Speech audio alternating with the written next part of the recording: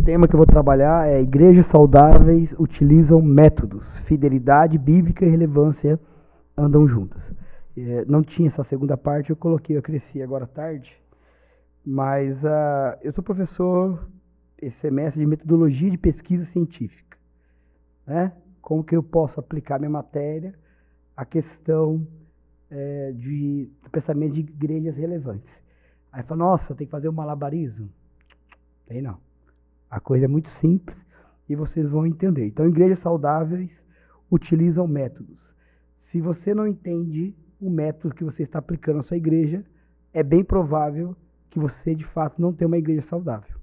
Tá?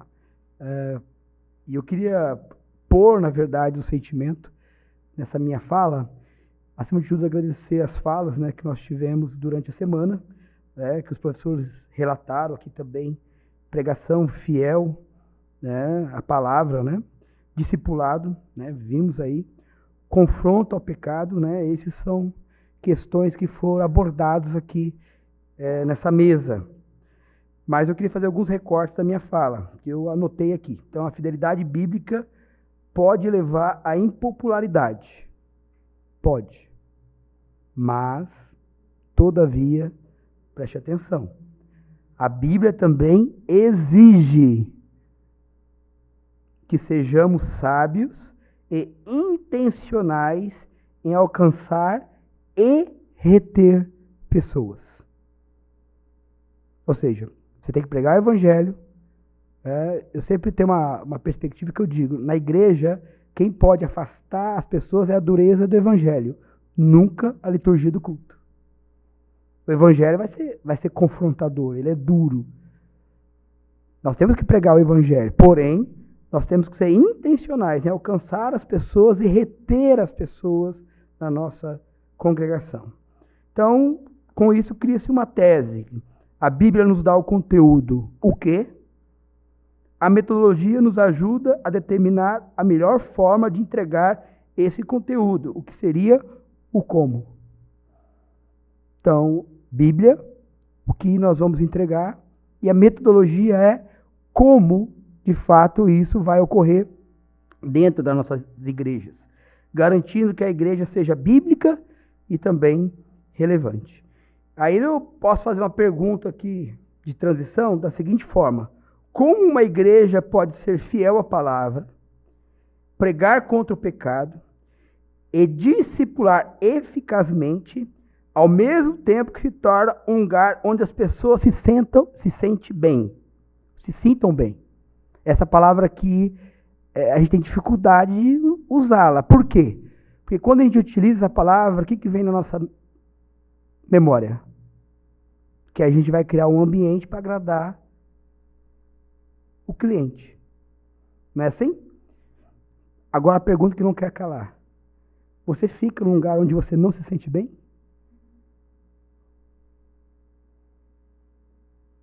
Você colocaria seus filhos num lugar onde você não se sente bem?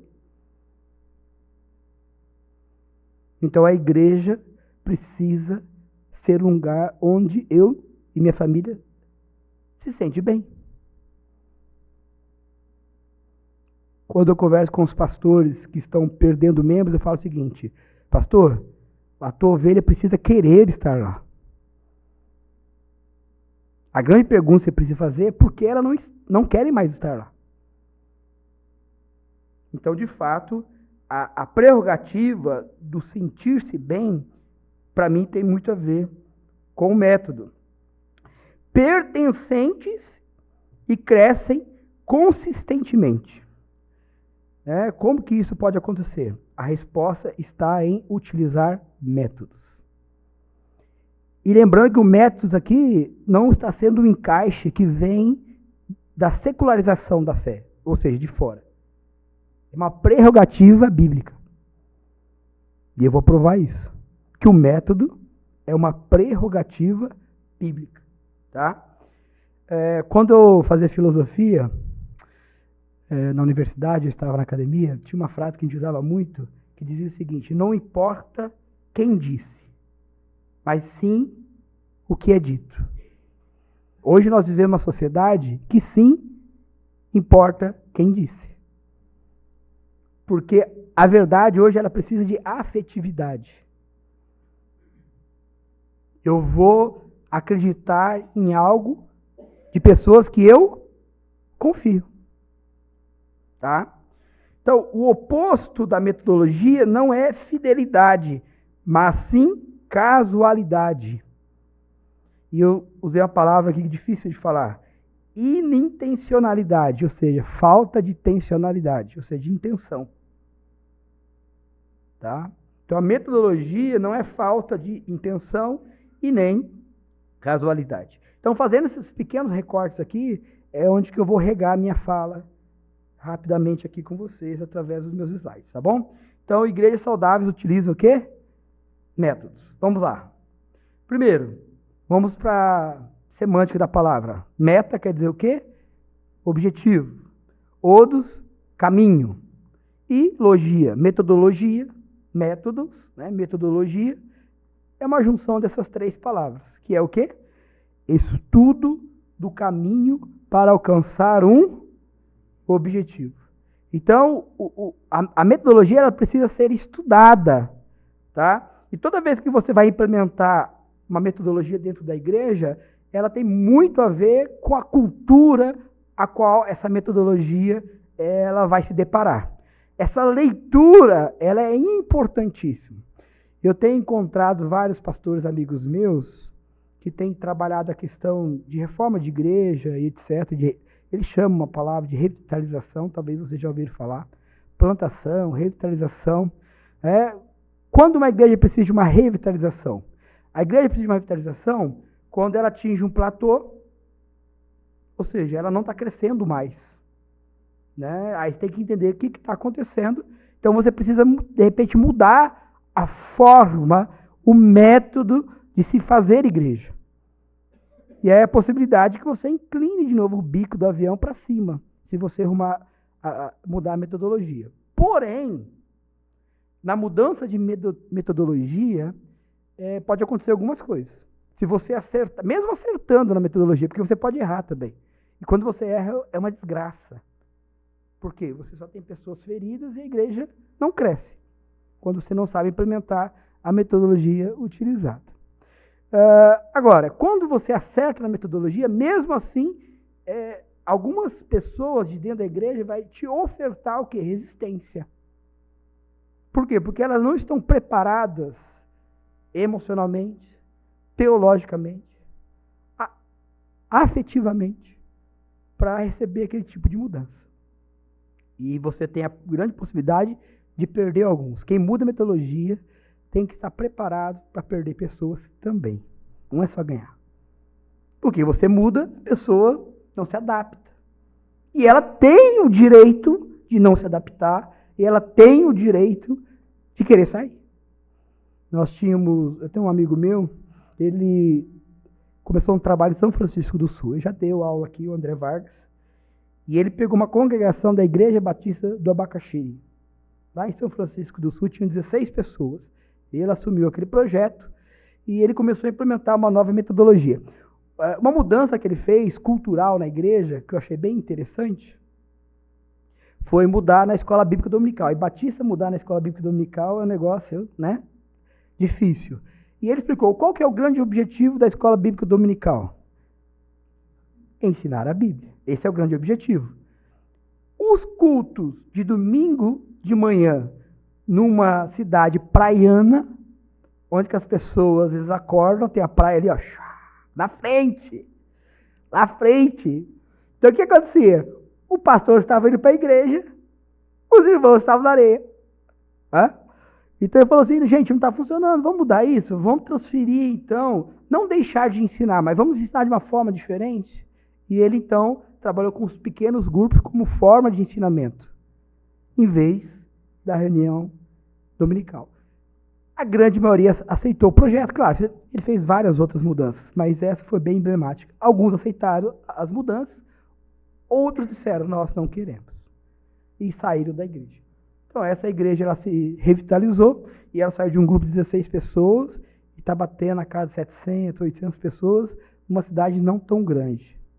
Ou seja, ele percebeu que ele precisava mudar o método. Mudar o método não é mudar o evangelho, tá? Mas é estudar uma maneira, como está aqui, estudo do caminho para alcançar um objetivo. E vou dizer um negócio para vocês. Dá trabalho. Se você não quer encarar esses processos, então nem comece. Porque dá trabalho. Uma visão, né, dizia Bill Hybels, ela precisa constantemente de calor. Sabe o que é isso? Constantemente você precisa estar martelando aquilo, ensinando as pessoas de como que nós vamos proceder daqui para frente, como que nós vamos alcançar a comunidade e assim por diante. Porque a grande comissão é o quê? É o ID. Temos que alcançar as pessoas. E talvez a grande questão é de método. A gente não entendeu isso ainda. E nós temos alguns exemplos bíblicos, como o próprio Jesus. Você sabe como que Jesus ensinava? Jesus tinha uma peculiaridade de ensinar que era diferente, mas não foi ele que inaugurou essa forma. Ele ensinava caminhando. Então ele via uma figueira e a partir dali ele então fazia toda uma narrativa, pelo caminho mesmo. Agora, essa forma que Jesus adotou, quem instaurou esse princípio foi um filósofo chamado Aristóteles. Quando ele criou a escola chamada Liceu, ele tinha uma alameda dentro da sua escola, então ele caminhava por essa alameda ensinando os seus discípulos. E Jesus entendeu que essa seria um bom método para ensinar os seus. Jesus trabalhava com multidão? Ele trabalhava, mas quando ele queria trazer uma substancialidade um pouco maior, ele chama para si o quê? O grupo pequeno, os 12. Jesus, quando queria pegar algo extremamente profundo e transformar em algo simples, ele usava as parábolas. Ou seja, métodos de comunicação para potencializar uma determinada informação. Paulo, da mesma forma. Quando Paulo vai pregar em Jerusalém, ele usa uma metodologia, que é a palavra.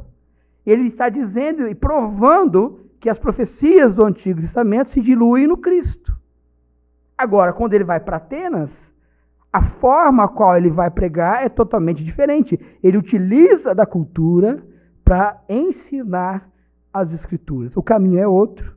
Está vendo esse Deus desconhecido aí, que vocês não conhecem? Ele tem nome. O Deus desconhecido de vocês tem nome. É uma metodologia. E a própria igreja primitiva, que tanto pregava em conjunto, como também nos pequenos grupos, nas casas. Então, assim, a metodologia ela se faz presente e ela é extremamente necessária. Método para ser bíblica, tem que ter método para ser bíblica. Uma das questões que eu estava conversando até com o Santareno, ele veio entregar um documento para mim, e a gente estava falando sobre a pregação expositiva. Talvez é uma das formas de pregação que eu mais gosto. Talvez é um formato de expor a palavra de Deus. A minha grande crítica, eu estava conversando com o Santareno, ele concordou comigo, que na exposição bíblica, às vezes falta justamente diluir essa exposição na aplicação. Ou seja, gastar tempo para que as pessoas entendam onde, de fato, elas podem aplicar aquele princípio na realidade delas. E não só mostrar, mas incentivar, mostrando o que elas podem ganhar a partir daquilo e o que elas estarão perdendo se não fazer. Então, existe uma questão para trabalhar. Método para discipular. O professor Rodrigo acabou de trazer um método aqui, todo um processo, passo 1, passo 2, passo 3. A paternidade é o mais alto.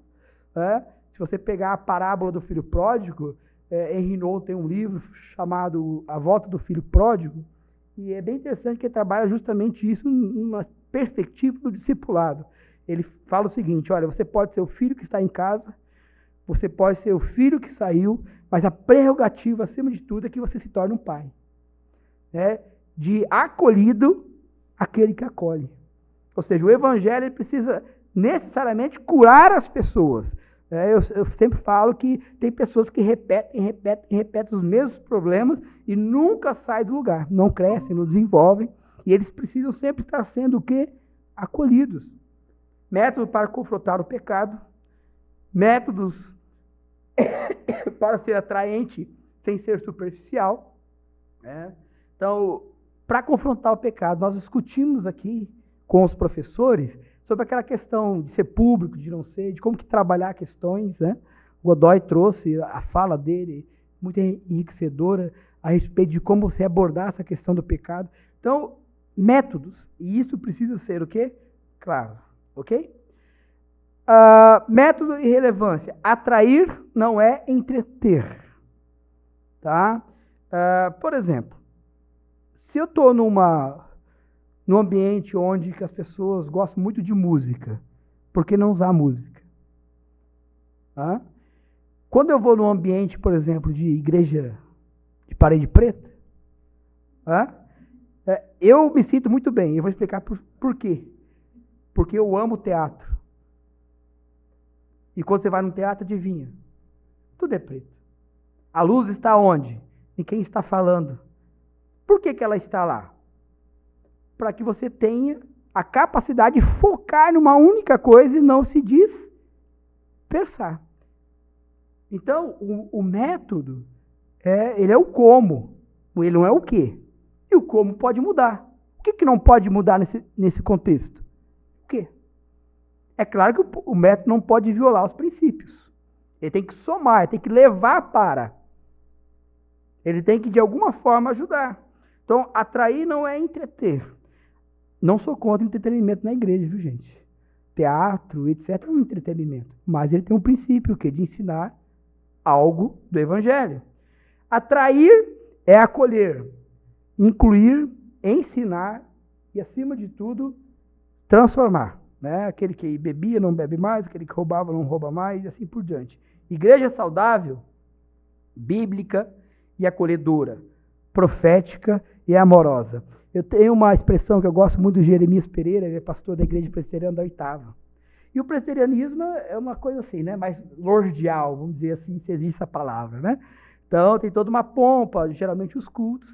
E ele um dia, numa reunião, ele falou, gente, todo mundo gosta de uma igreja mais quentinha, né? Ele pode falar isso, né? Porque ele é, né, nos cabeção lá da presbiteriana. Todo mundo gosta de uma igreja acolhedora, de uma igreja mais, que as pessoas se notam, se abraçam, que de repente dá um glória a Deus, né, Edson? E assim por diante. Então todos gostam de uma igreja acolhedora, uma igreja onde você, de fato, pode ser assistido, notado. Não é legal? Quando você vai num lugar e as pessoas te abordam, quem é você? É a primeira vez aqui? Que bacana. Esse método é acolhimento. A igreja onde que eu faço parte agora, esses dias eu fiquei assim, nossa, eu nunca pensei nisso, já pensei em muita coisa sobre igreja. Mas chegou um casal e estava chovendo forte, né? E aí, quando chegaram no estacionamento da igreja, furou o pneu. Aí o cara, nossa, e agora que eu tenho que voltar tal? Rapidamente, o pessoal que estava trabalhando, chegou com aqueles guarda-chuvão gigante. Meu irmão, pode ir pro culto. Nós estamos aqui para trocar o teu pneu. Pode assistir o culto. Então ele foi com a família dele, assistiu o culto. Quando ele voltou, o pneu estava trocado.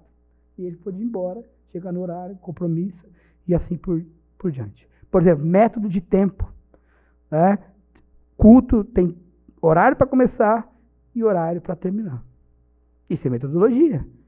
Agora, você pode engessar isso. Se você for na África, não dá certo, porque o culto ele tem hora para começar, entre aspas, mas não tem hora para acabar. Agora, no Brasil, isso funciona perfeitamente. Porque se eu vou num lugar que eu sei que hora que acaba o culto, e eu quiser marcar uma outra coisa, eu consigo. Senão, eu não consigo. E igrejas que têm vários cultos, um culto não pode atrasar outro, senão atrapalha o estacionamento, vira um caos a igreja. Método. Conclusão. Aí eu encerro. Métodos são instrumentos da missão. Então, não é uma coisa que vem de fora, gente. Isso que eu quero que vocês entendam. Não é uma coisa de fora, é uma coisa que faz parte, que está lá nas Escrituras. Não substitui a mensagem, tá? Mas é uma forma de levá-la, de dar mais condições que ela chegue a mais pessoas. Frase final para nós encerrarmos. Igrejas saudáveis utilizam métodos para serem fielmente relevantes. Beleza?